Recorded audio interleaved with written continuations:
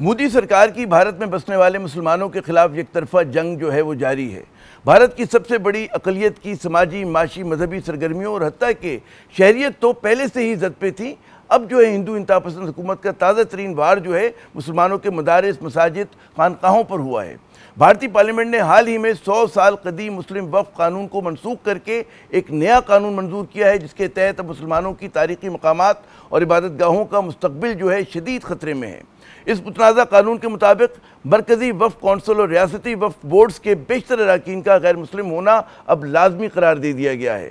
साबका कानून के तहत दोनों इदारों के तमाम अरकान का मुसलमान होना ज़रूरी था, लेकिन नए कानून के तहत मरकज़ी वक्फ कौंसिल में 22 में से 12 अरकान गैर मुस्लिम होंगे और रियासती बोर्ड के में जो है वो 11 में से 7 अरकान जो है गैर मुस्लिम हो सकते हैं।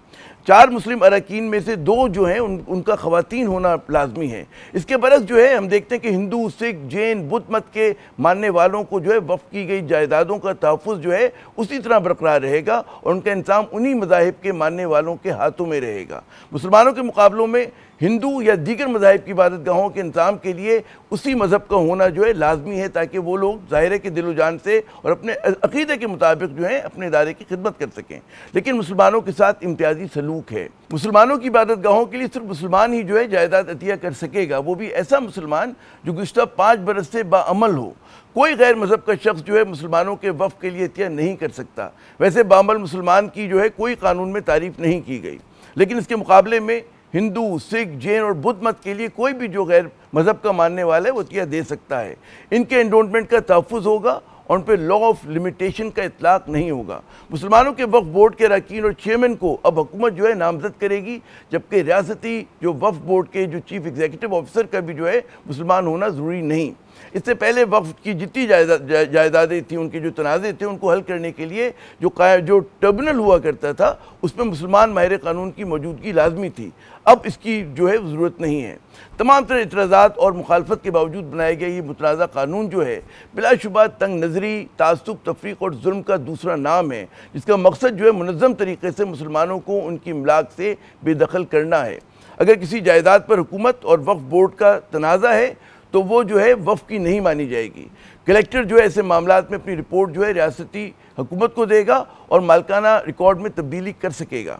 भारतीय मीडिया की रिपोर्ट्स के मुताबिक जनाब दारुल हुकूमत दिल्ली की सेंट्रल गवर्नमेंट ऑफिस कॉम्प्लेक्स का जो बेशतर हिस्सा है, जिसमें खुफिया एजेंसी, रॉ समेत सेंट्रल ब्यूरो ऑफ जो इन्वेस्टिगेशन है वो भी शामिल है, उस जैसे और कई सरकारी इदारे जो हैं उनके सदर दफातर जो हैं वो वफ़ की ज़मीनों पर तामीर किए गए हैं। ये ज़मीनें अब हमेशा के लिए जो हैं वफ़ की दस्तरत से बाहर हो गई हैं।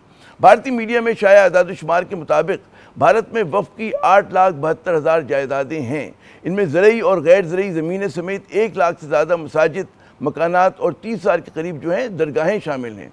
अब इन जायदादों को वफ़ तस्लीम करने के लिए इनकी बाज़ाब्ता रजिस्ट्रेशन और जो है दस्तावेज़ जो हैं वो दरकार होंगी। लेकिन यहाँ ये सवाल बिल्कुल जायज़ है कि अगर कोई जायदाद सलातीन दिल्ली, तुगलक या मुग़ल दौर में जो है वो अतिया की गई हो तो उसकी दस्तावेज़ कहाँ से लाई जाएंगी। इस तरह की बहुत सी खानकाहें, मसाजिद और लंगर जो हैं, इबादत गाहें जो हैं, कब्रिस्तान जो हैं वो गैर दस्तावेज़ी या जुज़वी तौर पर जो है रजिस्टर्ड हैं।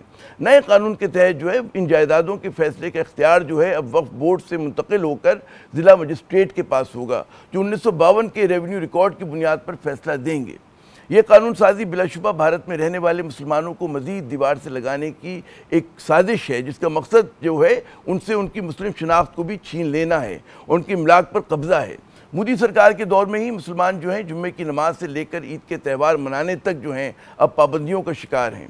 अगर एक तरफ तालीम और नौकरियों में मुसलमानों को पीछे रखा जा रहा है तो दूसरी जानिब हम देखते हैं कभी गौ हत्या के नाम पर, कभी लव जिहाद के नाम पर उन्हें मुनज़्ज़म तरीके से तशद्दुद और जबर का जो है निशाना बनाया जा रहा है। हाल ही में शहंशाह औरंगज़ेब के मकबरे को तोड़ने की कोशिश जो है मुसलमानों पर तंग होती हुई ज़मीन की निशानदेही करती नज़र आ रही है। क्या वजह है कि जी बाकी मुस्लिम ममालिक को तो छोड़िए, इस्लामाबाद भी इस मसले को दुनिया के सामने मौसर तौर पर नहीं उठा पा रहा। ज़रूरत है कि जी दुनिया की सबसे बड़ी नाम नहाद जमहूरियत को जो है उसका जो असल मकरू चेहरा है दुनिया के सामने लाया जाए कि जहाँ मजहबी अक़लियतों के इंसानी हकूक़ की खुल्लम खुल्ला पामाली हो रही है। मोदी सरकार की रियासती दहशतगर्दी का शिकार जो है बरह रास्त पाकिस्तान ही नहीं बल्कि भारत में बसने वाले तमाम मुसलमान हैं। मोदी हुकूमत के जो अंदरून मुल्क पॉलिसी है वो मुस्लिम दुश्मनी और खारजा पॉलिसी जो है वो पाकिस्तान दुश्मनी पर मबनी है। शहबाज हुकूमत को मोदी सरकार के खिलाफ ज़्यादा फाल सफारतकारी की ज़रूरत है।